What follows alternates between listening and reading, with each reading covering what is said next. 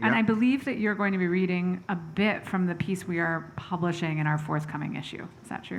Yes, that's Okay. correct. Awesome. So it's a non-fiction piece called The Night Watch. High in the mountains, the night never seemed to fall, not entirely. The ice was thick upon the glass of the skylight, so opaque that it bended the reluctant light into colour. Blues and greens marbling in a glacial pirouette, slow as frost. I stared at it for every minute of a sleepless night, wondering how much weight the glass could withstand. I lay there regardless, as if in a cabin on a ship underneath a frozen sea. We'd arrived the night before, circling in over Lake Geneva. That's where Mary Shelley wrote Frankenstein. Where? I don't know, down there somewhere. There was a lightning storm, I think. She wrote it for a bet. Did she win? Our host kindly met us at the arrival gates, and soon, driving at speed across the Swiss plateau, we were deep in conversation, making up for lost time. Eventually, as the talk lulled, I noticed the terrain change, leaving behind the chapels and hostels of the plain. We were winding ever skyward as if in flight, long boomerang bends, alpine villages, nestled like fires in the valleys far below. While they were preparing dinner, I stepped out onto the balcony high above the snowdrifts. The air was different here. The mountains seemed to glow from within like an El Greco Christ. As the peaks rose, they shook off the tree line. Mist swirled in murderous heights. Carved in the lintel above the door were the figures Anno Domini 1788. As I made my way inside, a sound caught the wind. It took me a few seconds to place it. The howl of wolves. I looked back, holding my breath to weigh the silence, but they'd stopped. Everything was unseen amidst the pine trees. After we'd eaten, Peter called me into the next room. He crouched down in a dimly lit corner and unlatched the lock. The floor lifted up. You'll enjoy this. I stared down into the dark. There was a smell of candles, old papers. You have a wine cellar? It's a priest hole. While Madame Guillotine was on her tour, members of the clergy, royalists, dissidents, and revolutionaries who'd served their purpose fled to such places as these, crawling as high as they could climb. When the Eiffel Tower was draped in swastikas, fighters of the French resistance sought refuge here. Most of them would be wiped out, dragged from their beds, or hunted like animals. Yet they had nurtured something very precious, the essence of an idea called France, incubated in an unknown vault within an unnumbered building on a mountainside the many names of which only the locals know. I did not sleep that night, head galloping with thoughts. High in the mountains, the night is never entirely dark. The peaks seem to glow from within. Staring at the skylit ice, I could hear the wolves far above the sound of sleep. Just going to skip ahead a little bit. In Durham, the sun has a lion's face, blazing hollow-eyed in the cathedral door. It looks more like a pagan green man than anything belonging to Christianity. If you were pursued and managed to reach this church and strike this door knocker, you would be permitted entry and the safety of sanctuary for 37 days. Lookouts kept watch 24 hours a day, some on the night watch, ringing the Galilee bell when a refugee was accepted. Once inside, no one was allowed to seize them or cut them down, regardless of whatever crime they may have committed. Many of them were accused of murder. They would don the protection of the robe of St. Cuthbert, upon which no blood could be spilt without incurring lifelong stigma. The very King of England had to debase himself after Thomas Becket's head was cleaved open on the stones of Canterbury Cathedral, absorbing the saint's mythos in the process. Borders became the magic line. We read daily here of the small boats coming and sinking across the English Channel, more uncounted dead. They plan to fly migrants to Rwanda. They construct prison hulks to house them. They build anything but housing for native or arrival alike.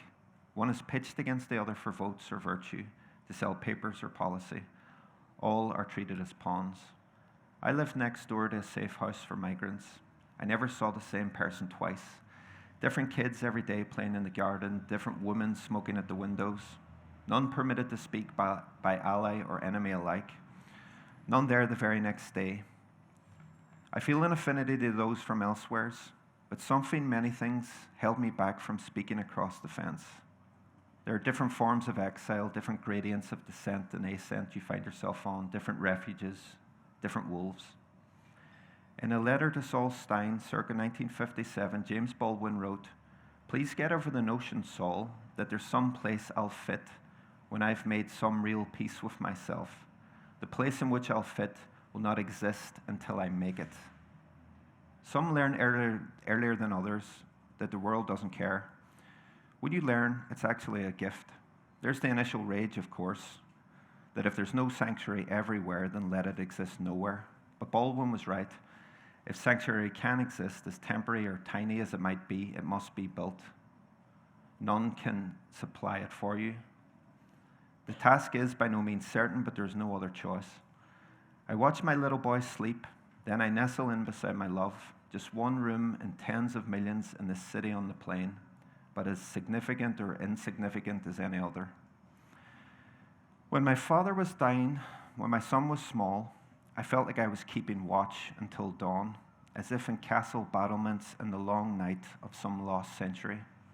I feel it still, keeping guard against whatever the night contains. The moon through the sliver in the curtains, the sound of traffic through the open window, a baseball bat nestled under the bed. If there is any sanctuary, it is in the future and requires building. And if writing is worth anything, let it be the scaffolding. Thank you.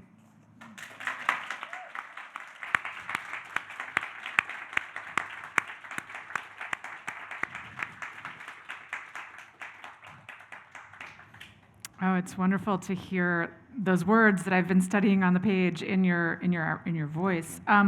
So this piece that you've written for the Windham-Campbell issue that we're publishing focuses on sanctuary, as I think everyone could hear. What might not have come through in the brief reading is that the piece also involves a casting back to your own childhood. In Ireland, in Northern Ireland, indeed. And I wondered if, I have so many questions I want to ask you. I've been thinking about this theme of why I write that was so beautifully established in the Grail Marcus lecture, and listening to you talk about the incubation of this idea of France, which plays so beautifully against this other ideas in the essay that are about incubations of ideas of nationhood and identity. And I wonder if you could talk for a little bit about nonfiction as a kind of unique site for writers to incubate almost histories that could be lost. And in particular, what it means to do that when you are weaving personal history with research and reportage, which is one of the things that you do in your work. Yeah, that's a great question. So I think, I don't know if this is the case for all nonfiction writers or even fiction writers, but I think it's certainly the case for writers where I come from and other divided societies. I have friends here from Sri Lanka and Syria and places, and they seem to have the same condition, which is the writer is a kind of the condition of exile. Yeah. Even if you stay in the place, you have to go into a kind of inner exile, and lots of Irish writers had to do that, like Patrick Kavanagh and Flann O'Brien and people like that. Yeah. Or you go into literal exile, like Joyce and Wilde and Beckett and Edna O'Brien, and you have to get out before you can speak, because there is an omerta in those places. People want to bury things that are traumatic, and it's our jobs as writers to excavate those things, and very often you step on people's coping mechanisms. So I see writing as a kind of form of sanctuary for me. It's I live in a place where I don't belong. I'm not entirely welcome in the place that I do belong, and I've had to leave there. But I'm obsessed with that place, so it's the idea of finding a kind of home. Yeah. And it may be the case, the reason that I go back to childhood, it may be that that thing about nostalgia, and the nostalgia coming from the ancient Greek, I think, for the Nostos. yearning for home, or it's kind of homesickness. And what you realize, which I think Odysseus probably realized, is that home is a time rather than a place, Yeah. and the time is often childhood, and you can't go back there, even if you physically go back to that space. Yeah. Things have changed. You can't revisit it. So I revisit it perpetually in my work, almost like I'm stuck in a kind of time warp. Yeah. But it's productive. I've been thinking about these questions so much, and in particular about this idea that as a writer of nonfiction, often what we're writing about is what I've started to call geography time, right? That you can't actually differentiate geography and time, especially when it comes to thinking about childhood. And I think especially the older we get, the more that we recognize time geography as a kind of binding condition. Yeah. The other thing that strikes me in what you're saying, and that does resonate again with Grail Marcus's Why I Write lecture, and is something I've thought a lot about, is that I often do think writers are forced into the condition of writing because they have lived up against either a family culture or a national culture that wants to not speak certain truths. Is that something that you would agree Absolutely, with? yeah. Yeah. We were always trying to, I mean, Seamus Heaney, who came from the same place Yeah. as me, he talked about the tight gag of place. The tight gag of place. Of place, Yeah. And there's a famous line that he quoted, "Whatever you say nothing," which has become the title of a Patrick Radden Keefe book. And that's very much the case back home. They're incredible storytellers and joke tellers back home. There's an amazing oral tradition of storytelling. It's almost like but telling certain stories not to tell it's others. designed to keep the truth away. It's almost like the way Disney has turned the Brothers Grimm fairy tales, which were very violent and dark.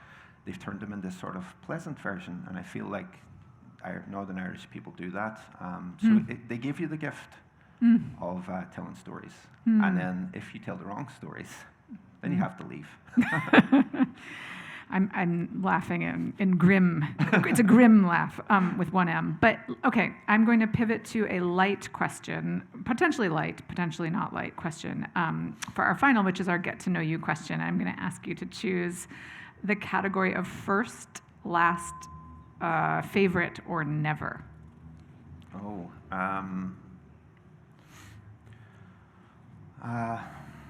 last. Okay.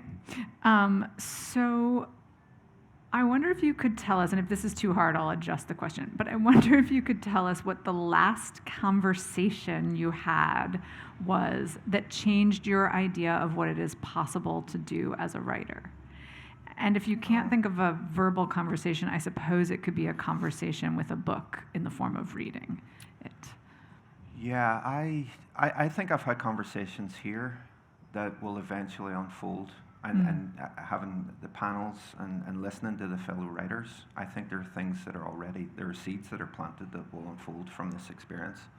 So I'm incredibly grateful to everyone, all the fellow winners and the people who've asked questions and participated.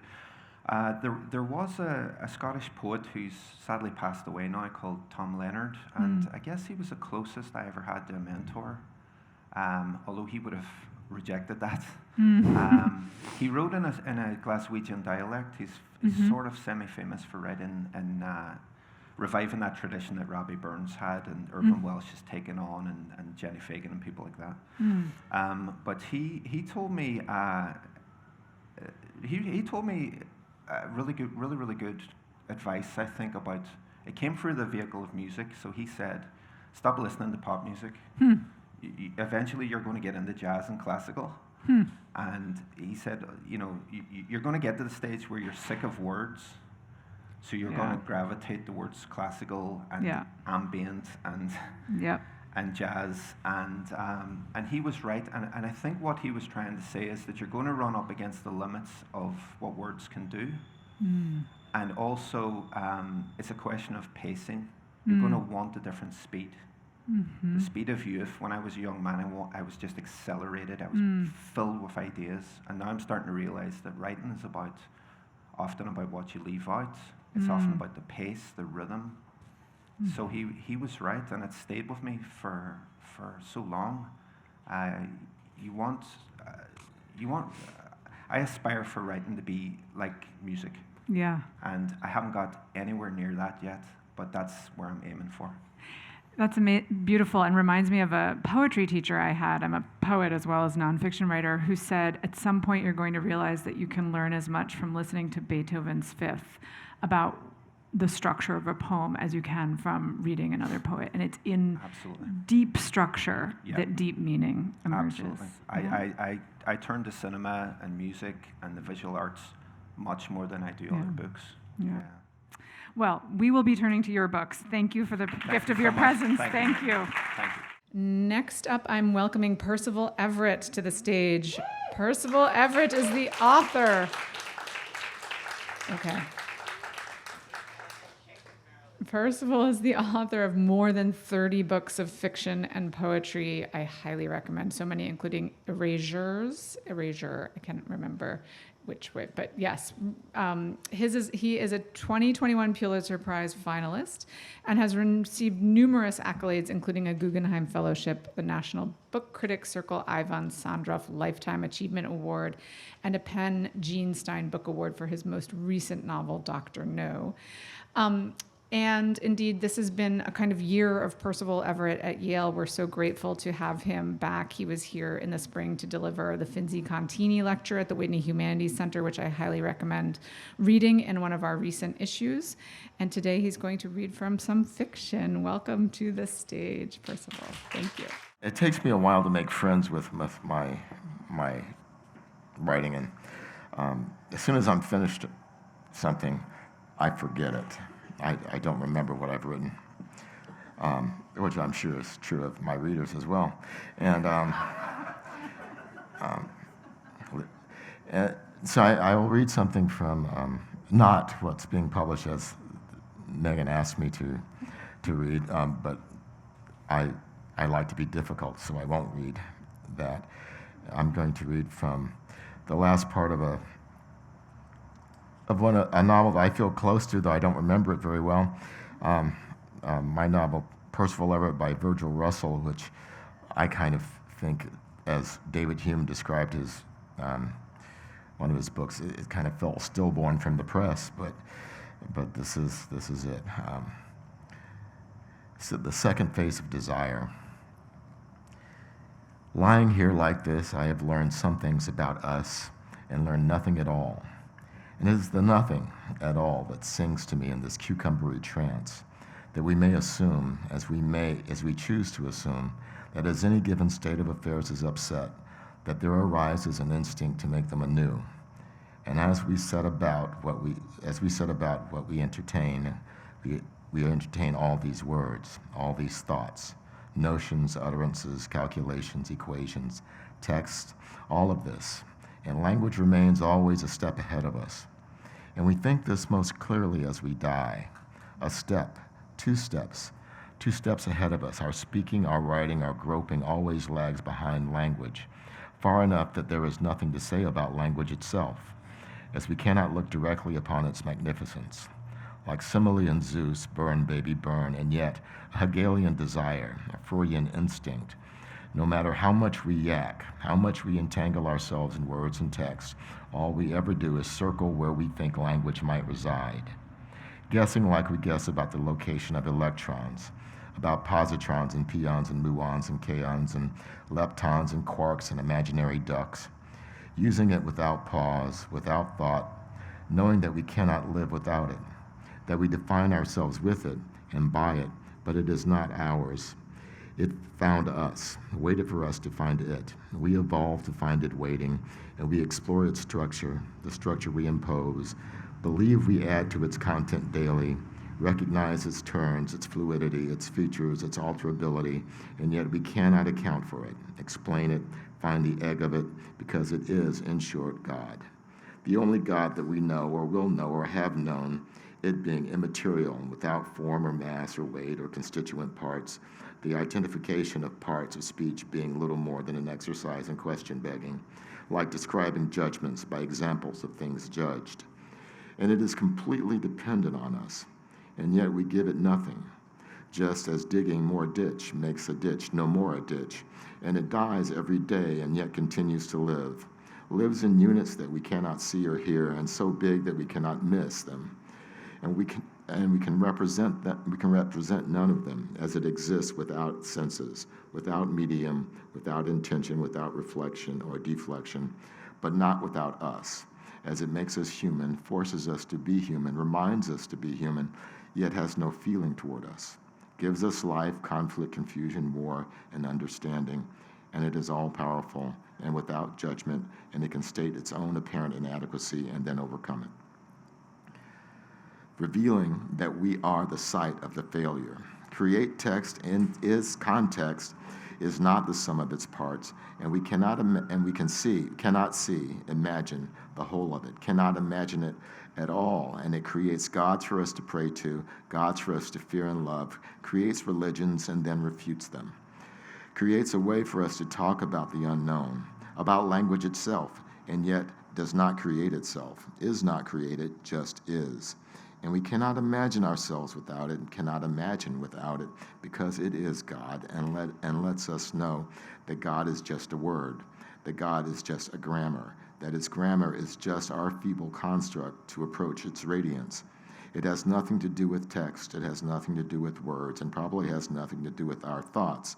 And the things we think we know nothing when we know there is nothing, when nothing is our last safe haven of language, and vegetable me, the skies and the river, the moons and the sea, the birds speak in riddles and dolphins tell lies that will all live forever and nobody dies.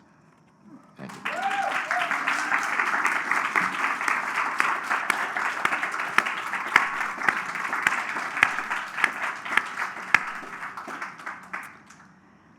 I think it feels wholly inadequate to try to ask you any questions Okay.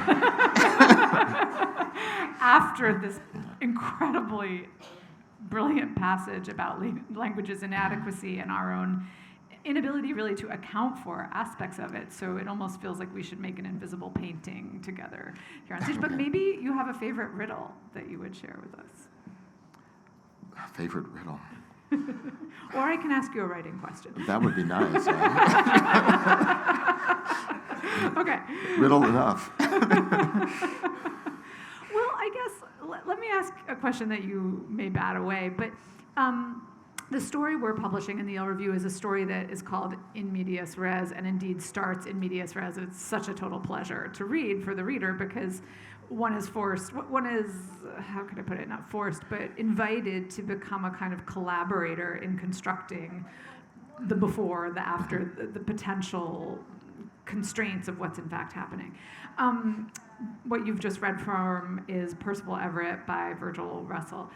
You are a writer I think of as being very interested in form and play and indeed experiment, a word that can come to mean something too narrow and specific in American letters. But can you talk a little bit about that interest, where you start with a piece of writing? Do you know as you sit down, okay, this is my form for this. This is a story starting in the middle, or did you discover that as you were writing? Well, all stories start in the middle, and that's the right. Sort of what in that short story or middle of a short story that I've given you. In fact, yesterday I was thinking, what if we did try to start every answer to a question from the beginning? Yeah. What are you going to? What did you do? Well, after I was born. Be patient. We'll get to tomorrow. So it's absolutely. Yeah. And the ends of stories we never, I suppose, aside from some apocalyptic novels, there is no end right. to any story. Even then, it's our vanity that allows us to believe in those stories that there's an end, because Earth does not care about us. It's going to keep going. Yeah. So it seems like a natural place to live in the center of things, because it is where we live. Mm-hmm. It's like a Diddy-kind cut is the geometric notion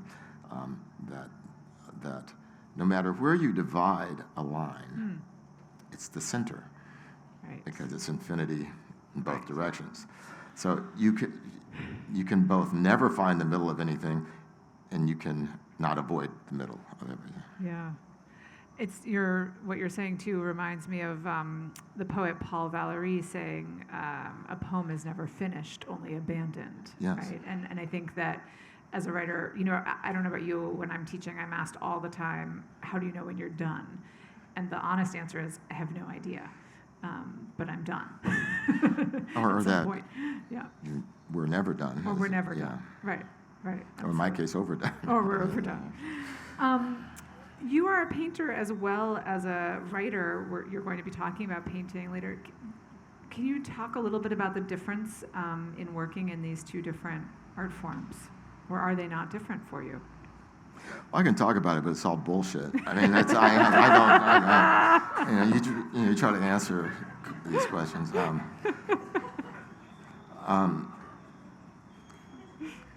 Writing a novel is like knowingly entering a bad marriage. No, really, it's just because you shouldn't do it, but you also know you're going to do it anyway, and everyone around you who loves you tells you not to do it, and then it's all ups and downs, dramatic ups and downs that are exciting and awful, and no matter what you do, it's going to end badly. But it's a long haul. Now I'll spend a lot of time with paintings, but I don't spend, though some painters, good ones, probably spend years with paintings. I'll spend 6 months with a painting. That's the longest I've ever spent with a painting. And it's a much shorter relationship. It's also, for me, a lot more visceral, and it's physical. The work of it is physical. Though most of my writing is research, and I go and do junk, and it's still this cerebral thing when I'm inside myself, and with a painting, I feel all emotional and everything. When I'm writing a novel, I'm cranky, and it's kind of like that. Yeah, I can relate to that. Narrative, nonfiction, similar problems.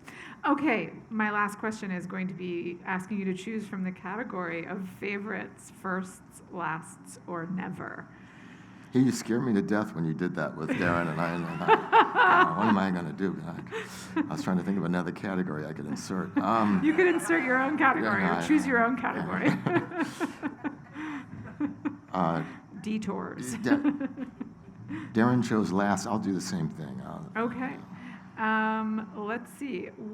What was the last novel you read that you loved? Can I change? Yes.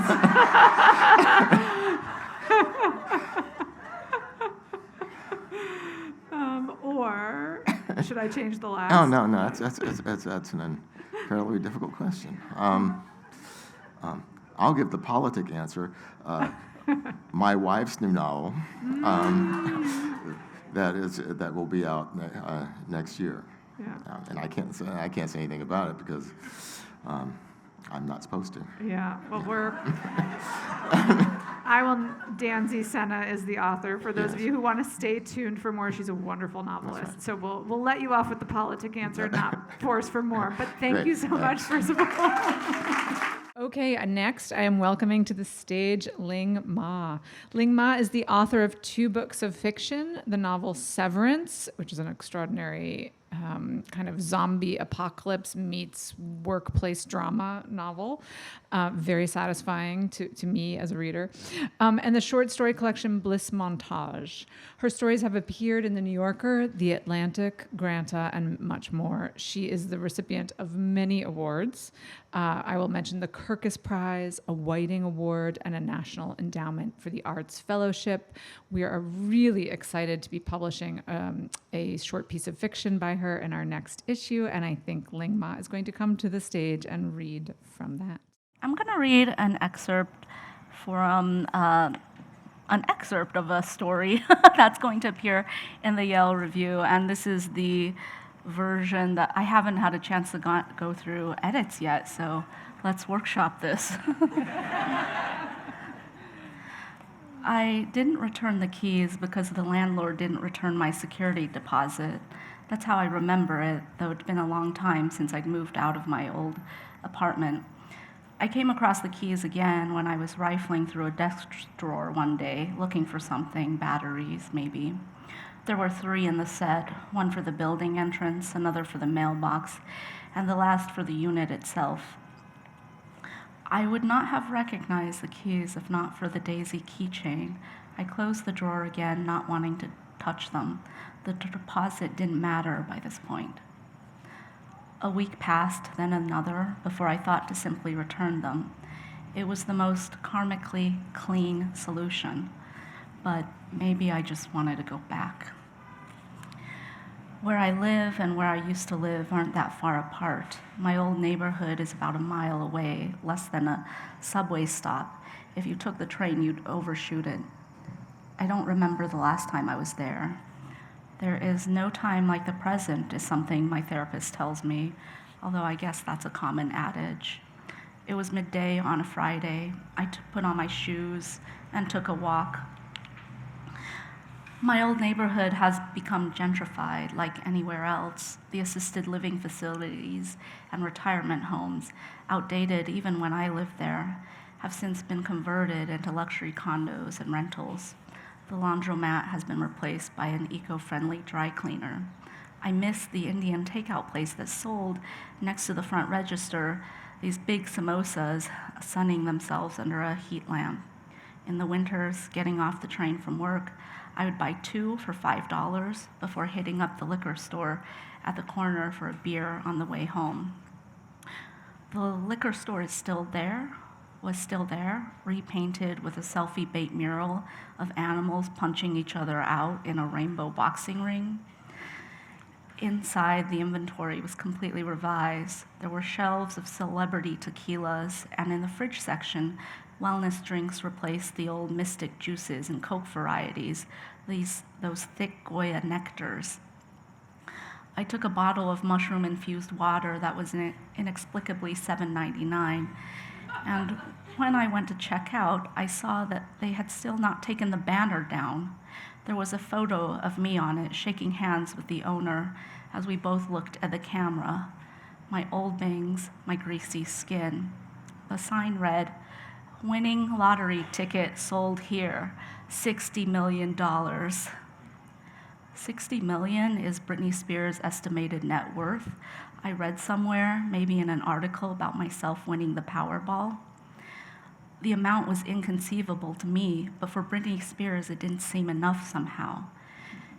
At least she never had to work again if she didn't want. There's a surcharge of 3%, the cashier said. It's just our policy for credit card purchases under $10. This okay? Sure, that's fine. I needed to make a habit of carrying cash. Can't get out of surcharges, I added. What's that? He looked at me. Nothing. I looked away. It was unlikely he would recognize me from the banner above his head. The girl in the picture had ascended into lottery winner heaven. She was ziplining through a Colombian jungle, or shopping in Paris, or she had joined the fate of most lottery winners and fallen into destitution. When you are struck by the lightning of extreme fortune, there is no middle path forward, only the paths of extremes. There's an ATM in here if you want to do cash, the cashier said, then remembered something, but then there'd still be a withdrawal fee. It's fine, thanks. Suddenly I wanted to get out of there. There's a feeling I have sometimes, that having narrowly escaped my life, I am about to be found out. I am bracing against a blow that never comes. I don't know why. Being lucky isn't a crime. He proceeded to ring up the water. You want a bag for this? He gestured toward a stack of black plastic bags with a wry smile. It's 7 cents, but I won't charge you. No thanks. I took my water and backed away. Thank you. Thank you so much.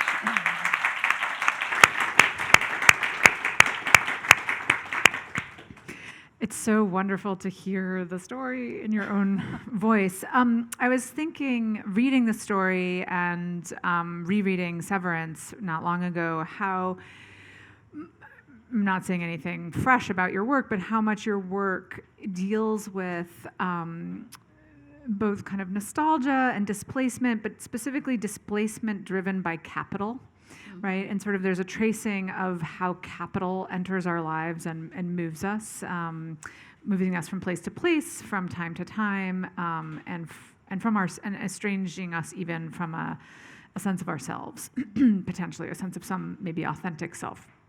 I hear that in this story, and I guess my question for you, I just wanted to say again a sentence you said in this piece, which strikes me as a profound sentence, and I'm going to quote it wrong, but it's something like, "Where I live and where I used to live aren't that far apart," right? And in that sentence is both a kind of disclaimer that physically they're not far apart. It goes back to this geography time that we were talking about, but that there's also, I think, a kind of ironized undercurrent to that statement, which is, in fact, they are very far apart. Is that true, would you say? And can you talk about displacement and space and how you think about the characters you write? Well, I think for the narrator as she is now in the present time of the story, I don't think she knows where she is anymore. Yeah. And I think that has to do with when the rules of the game are suddenly suspended, but just for you.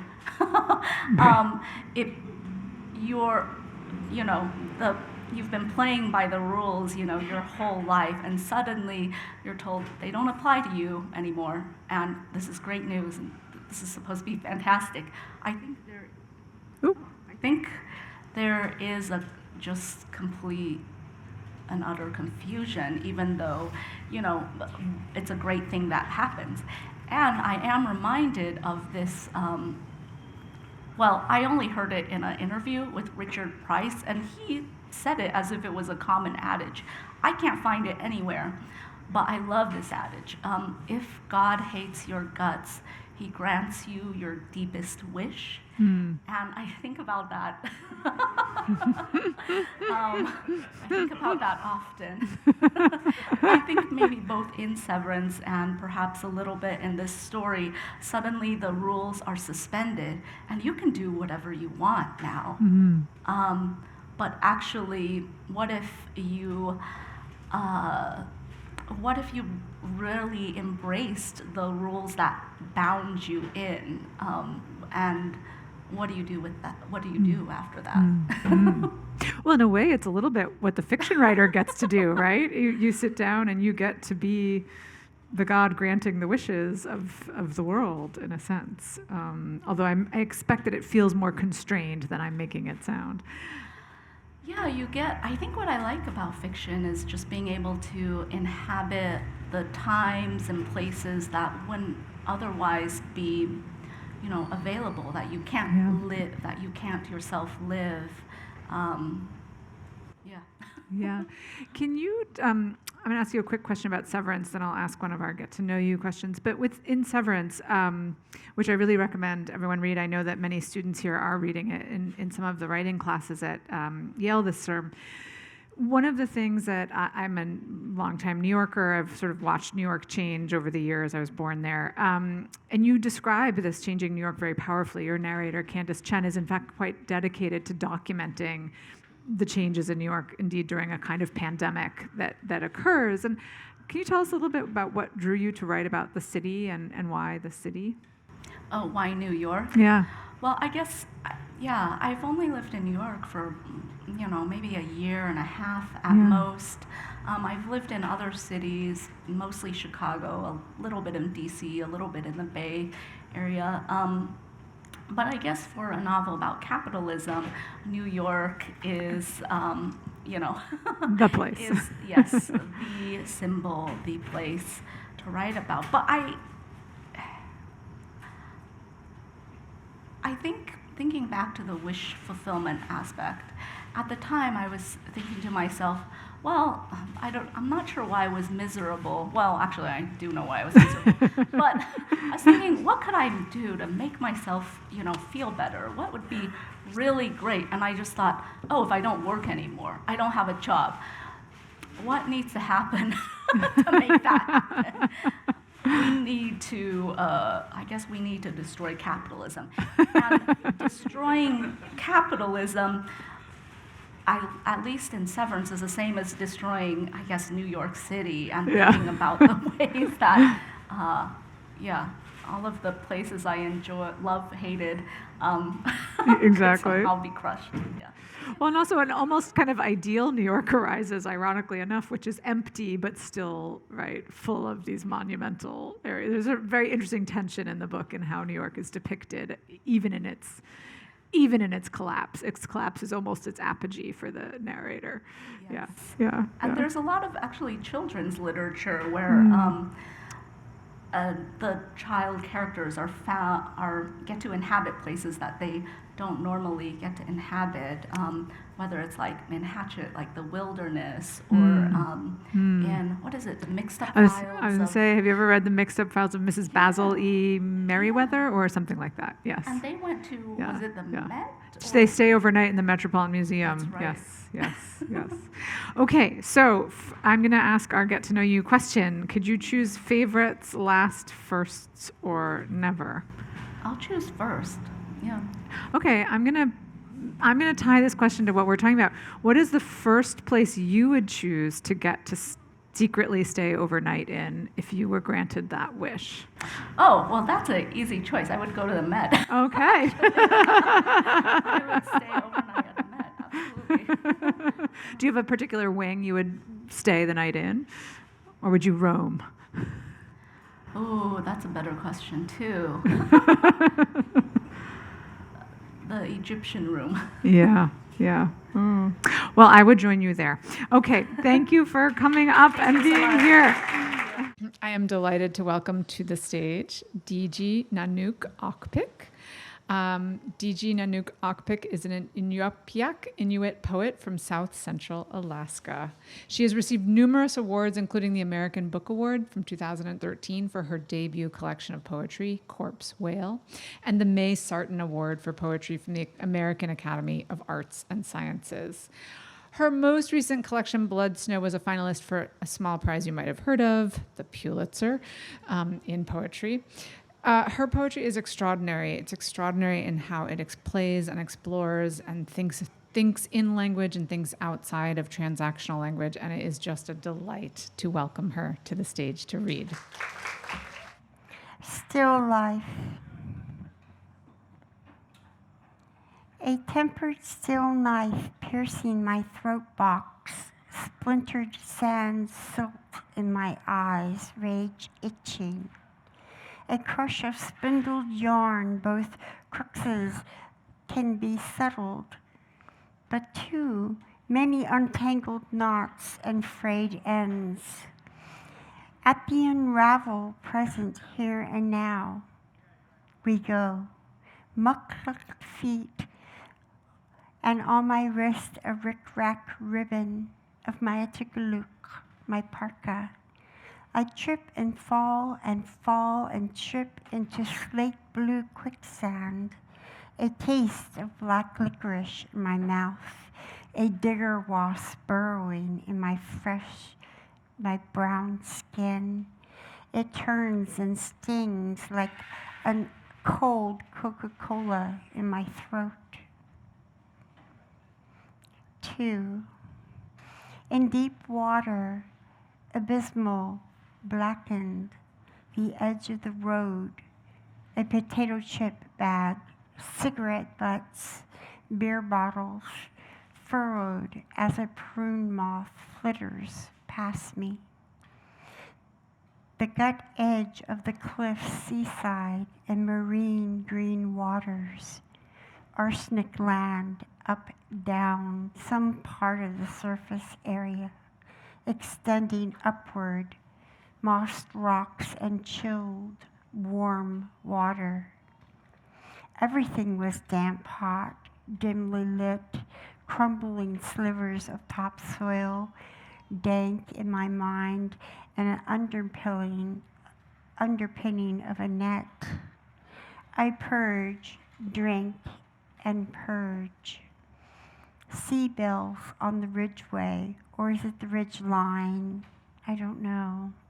Mold and form and adorned with seabells, I hiked down the hill and back to the shore of the black lake, floating on the surface of quarantine barrels, sloshing with uranium shards.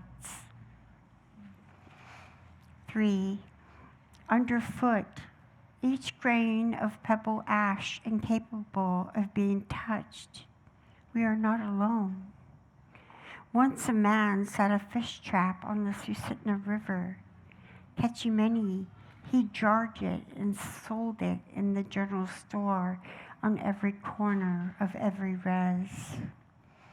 Then the man set up his wolf trap, we all know, impending dome and death. We set it right and placed seal fat in the clasped snap, punctures the stomach lining of the wolf again, the furrow cut to make full ruff of my Tichiluk Parker. In the background, silence.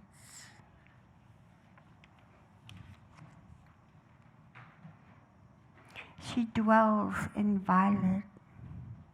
Brother, listen, she places a hat with whalebone goggles, walrus effigies, and a small fish carvings on her head. To one side of the brow line made of spruce wood, or was it willow? She had forgotten. It was a wooden mask. She did it so with a long gut roar, so deep, it springs up and bellows at bowels of human being. She braids her hair and clips animal carvings on her hat that day of fresh seaweed and the smell of salt clay. Deep purple rain drizzles and sachets to her wayside. I help her see an elusive red fox in the sand fields of lupin. A candle sways, shadows of shadows as dim night light. She collects in the crab pots, large Dudgeoness. She sets fire. Brother, she and I bring souvenirs for the spirits, grab what they need and leave the rest behind. At home, up the smoke hole went thoughts and prayers, nourished by the gleaming globed candlelight, she prays. In her room on shelves sit her handmade dolls. One doll's thick, flimsy lops to the side. Gather to the center of the floor, all of her dolls were watching us. She always loved the dolls the most and never lied to them. The dolls looking at us playing cards, rummy. The dolls thirsty beg for some water. She gives it to them. As an offering, she kneels in mindfulness of the other. Her mind can control her world if needed. It's needed.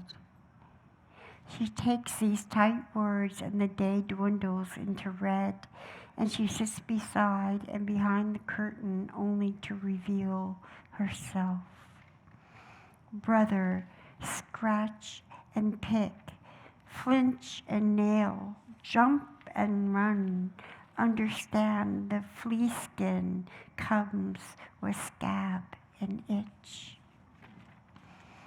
Brother, the blues at the same time with the steel guitar twangs through my halls and my rooms, nightmares and dreams. The dolls now asleep on the shelf above her bed, snoring, as serene as a blue heron stalking the bogs on one leg. The midnight sun in the polar eclipse of the dawning day, she finds a down blanket, wraps it around her shoulders. She makes shelter at the horizon sky.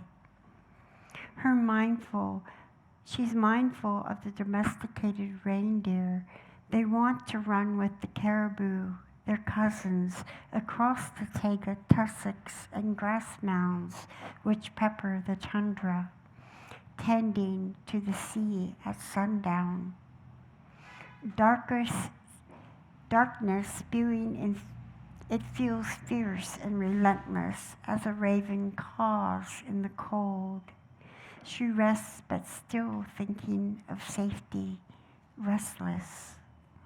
She awakens, her eyes measure a pup, and I in a dream state, a marmot pup scurries across the land like an Arctic rat, playing.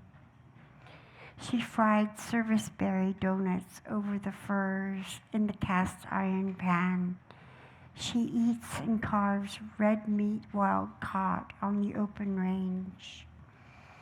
The old thickness of blue silhouettes hanging on her, and she dwells in violence as a lightning bug cedars with the fig.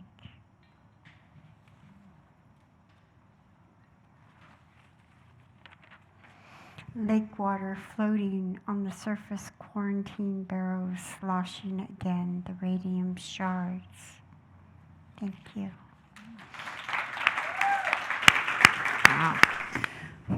Again, just unbelievable to get the immense treat of hearing you read these poems that we've been reading in our heads. I have so many questions to ask you, but I think what I want to ask you after hearing the poems is to hear you talk a little bit about the way you build a poem. You know, your poems they have what we might call narrative elements of a sort of sustained scene, and you are building these visual scenes so precisely and so carefully. And then there are these moments of lyric interruption or rupture or kind of flashes. I kept having this image of these flashes of insight. Mm-hmm. Can you tell us a little bit about how you build a poem, what you're thinking about, what matters to you? Well, I start all over the place. My page is not linear. It's circumcollusion of language, of Inupiaq and English. And as I was saying before, Inupiaq is not my first language. I write in English, and I can't speak Inupiaq, but I read it. And with the symbols, then, I'm able to make this gesture of language that marries. And the way I do that is writing in Inupiaq, then writing English, writing in Inupiaq, then rewriting in English.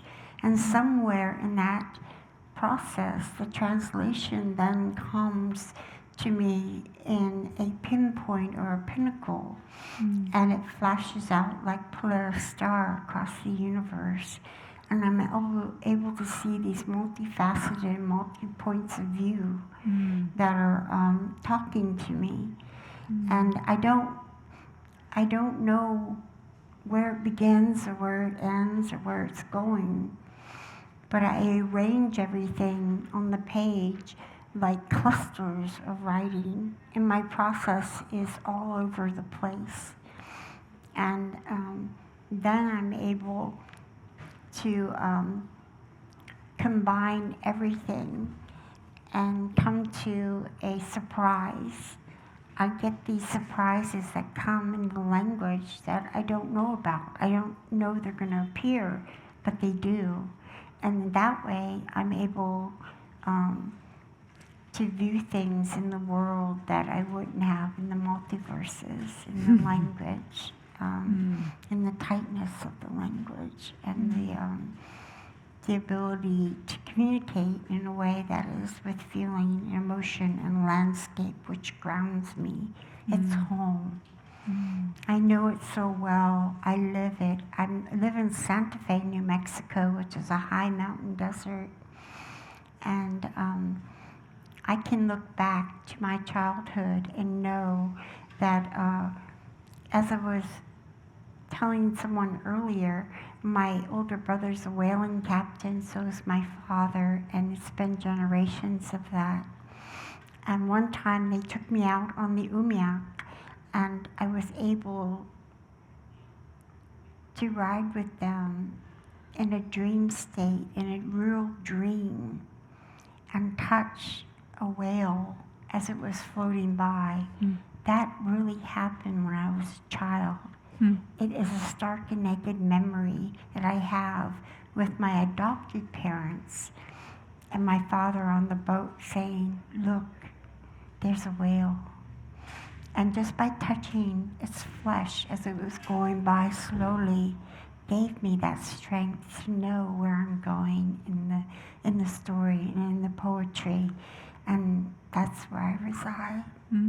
It's so beautiful.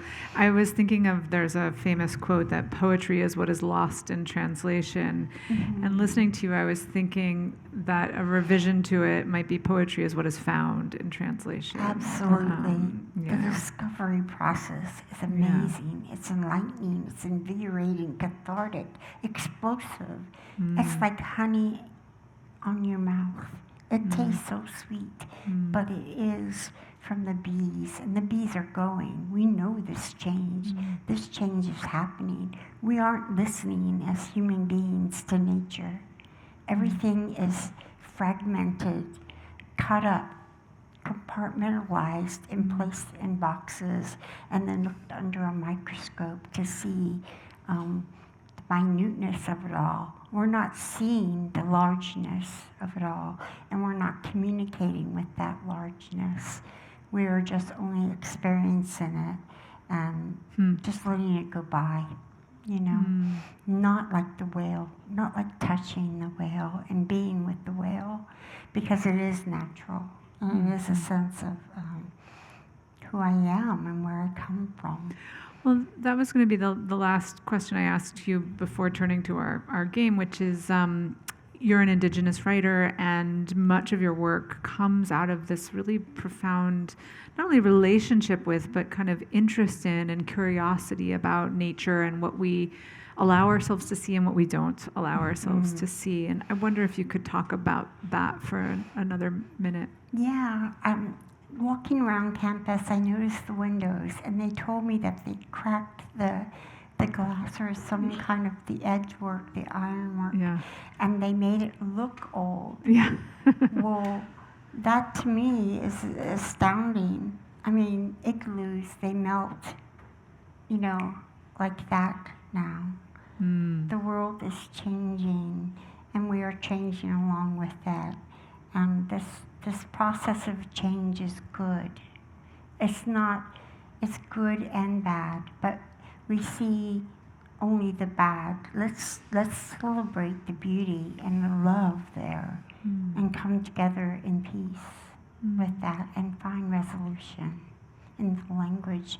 And then, could you repeat the question, because I think I'm straying a little bit. No, I think you've beautifully answered it. I think my question, I think you got it perfectly. Okay, great. Because I'm just dumbfounded. I strayed with you. Let's put it like that.